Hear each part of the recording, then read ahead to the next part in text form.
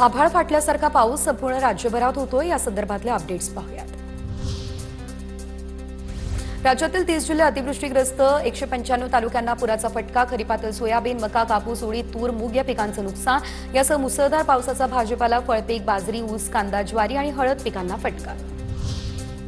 सोलापुरात अतिवृष्टीमुळे 2 लाख हेक्टरवरील शेतीचं नुकसान, 6 लोकांचा मृत्यू, 49 जनावरही दगावली। घरांचं नुकसान, संसार उद्ध्वस्त होताना पाहून आजीला अश्रू अनावर। तिकडे लातूर जिल्ह्यामधील पुरामुळे जनजीवन विस्कळीत, अनेक वस्त्यांमध्ये शिरलं पावसाचं पाणी। वाचवा, मदत करा, उभं पीक पाण्यात गेलं, महिलेचा टाकू।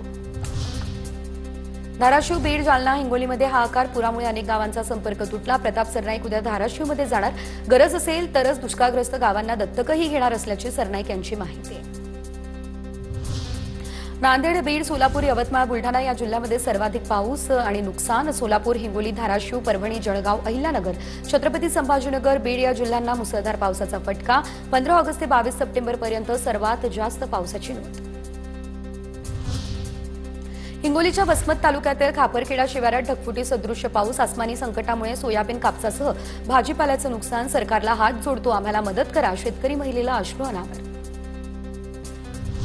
सोलापुरात मोहोळ तालुक्यामध्ये शिरापूर या ठिकाणी अनेक शेतकऱ्यांच्या शेतात 4 फुटांपर्यंत पाणी साचलं। शेतकरी हवालदिल, अनेकांच्या घरातही पाणी शिरलं, त्यामुळे जीवनावश्यक साहित्याचं नुकसान। वसमत तालुक्यात काल सायंकाळी अनेक ठिकाणी ढगफुटी सदृश्य पाऊस, तर या पावसामुळे अनेक ठिकाणचा संपर्क तुटला। नाल्याचं पाणी घरात घुसलं, शेती पिकांचंही नुकसान झालं। याच पाण्याचे ड्रोन दृश्य। जालन्यात मुसळधार पाऊस, सुकना नदीला पूर, शेतांना तळ्याचं स्वरूप, घरांमध्ये पाणी, पिकांचं मोठ्या प्रमाणात नुकसान।